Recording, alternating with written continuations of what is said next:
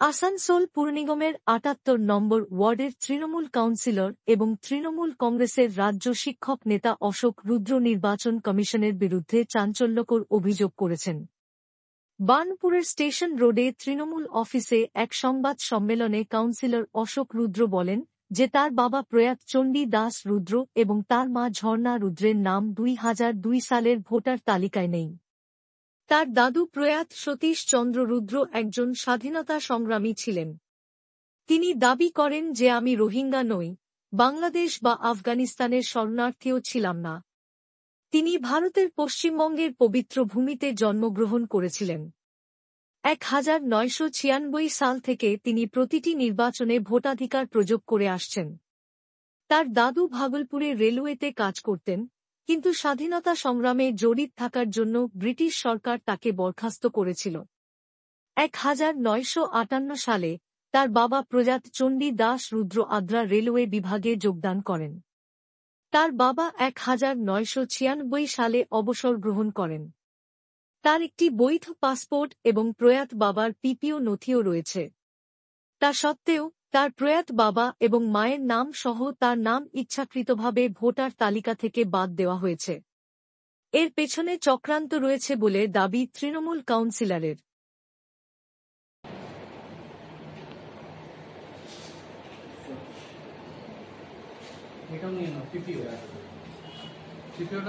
মা বাবার ছবির জায়গাটা এনে দেবো।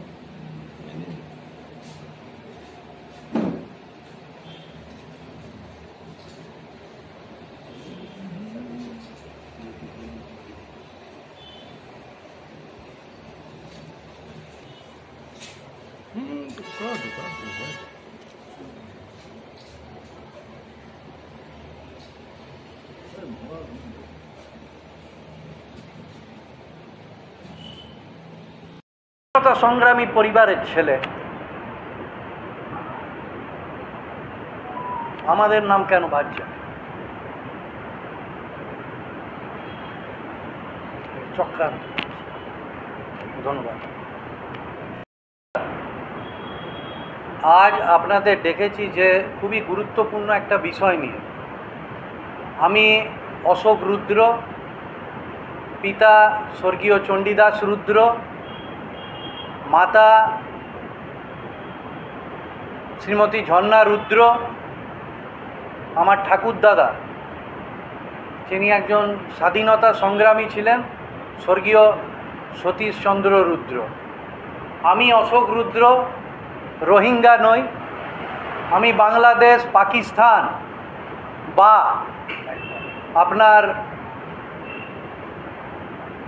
আফগানিস্তান থেকে আসা কোনো অনুপ্রবেশকারীও নই। আবার আমি ১৯৭১ সালের পরে আসা উদ্বাস্তু পরিবারেরও আমি সন্তান নই। আমার জন্ম এই পূর্ণ ভারতবর্ষের এই ভূমিতে, এই পশ্চিমবঙ্গের এই পূর্ণ ভূমিতে। কিন্তু অত্যন্ত দুঃখের সাথে জানাচ্ছি এবং ভারতবর্ষের নির্বাচন কমিশন এবং ভারত সরকারের কাছে আমার প্রশ্ন যে আমার জন্ম এই বার্নপুর রেল কোয়ার্টারে। ১৯৯৬ সাল থেকে প্রত্যেকটা নির্বাচনে আমি ভোট দিচ্ছি। আমার বাবা, আমাদের আদি বাড়ি হচ্ছে হুগলি জেলায়। আমার ঠাকুরদাদা ব্রিটিশ পিরিয়ডে রেলে চাকরি পেয়ে ভাগলপুরে চলে যান এবং তারপরে স্বাধীনতা সংগ্রামেতে পার্টিসিপেট করাতে রেল তাকে চাকরি থেকেও বসিয়ে দেয় এবং পরবর্তীকালে ১৯৫৮ সালে আমার বাবা সাউথ ইস্টার্ন রেলের আদ্রা ডিভিশনেতে যোগ দেন এবং তখন রেলে রিটায়ারমেন্ট ছিল ৫৮ বছর বয়সে। আমার বাবা ১৯৯৬ সালে রিটায়ার করেন এবং আমার মা এই পাশের জেলা পুরুলিয়ার জন্মেছেন। কিন্তু আমি দেখতে পাচ্ছি, আমি নই, আমার সাথে আরও বেশ কয়েকজন কালকে এসেছিলেন, আমার বাবা, আমার মা, এই তিনজনের কারুরই ২০০২-এর যে ভোটার লিস্ট পাবলিশ করেছে ভারতের নির্বাচন কমিশন, সেখানে আমাদের কোনো নাম নেই। এবং আমরা জানতে চাই একটা যেই দেশে জন্মগ্রহণ করেছে তার নাম নেই, যার পরিবারের মানুষ স্বাধীনতা সংগ্রামে অংশগ্রহণ করে রেলের চাকরি থেকে যাকে বসিয়ে দিয়েছিল সেই পরিবারের মানুষজনদের নাম নেই। কিন্তু ব্রাজিলের একজন মডেল এসে হরিয়ানা বিধানসভার নির্বাচনে 23 জায়গায় ভোট দিয়ে চলে যাচ্ছে। তাহলে এটা কি কারণে? আমার মায়ের বয়স 81 বছর, আমার বাবা যদি বেঁচে থাকতেন আজ 88 বছর বয়স হতো। এবার আমার মা চিন্তায় আছেন, এবার মায়ের যদি কিছু হয়ে যায় তার দায়িত্ব কে নেবে? এবং কালকে আমার এই ওয়ার্ডে, যেহেতু আমি এখানকার পৌর প্রতিনিধি, আরও বেশ কয়েকজন এসেছে যারা এখানে খুঁজতে, আমরা একটা হেল্প ডেস্ক করেছি SIR সংক্রান্ত, বেশ কিছু মানুষের নাম নেই। তাহলে আমরা মনে করি একটা চক্রান্ত। এবার দেখুন, এটা আমার পাসপোর্ট, এটা আমার ভারতীয় পাসপোর্ট।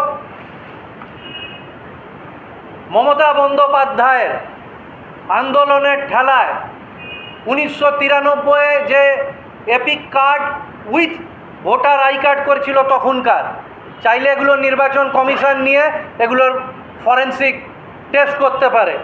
পরবর্তীকালে এটা বানানো আমার এপিক কার্ড, এটা PPO অর্ডার।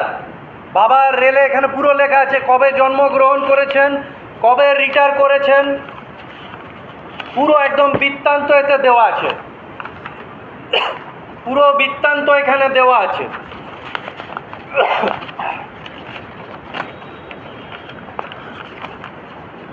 এই দেখুন আমার মা বাবার ফটো সমেত। এবার আমার প্রশ্ন হচ্ছে,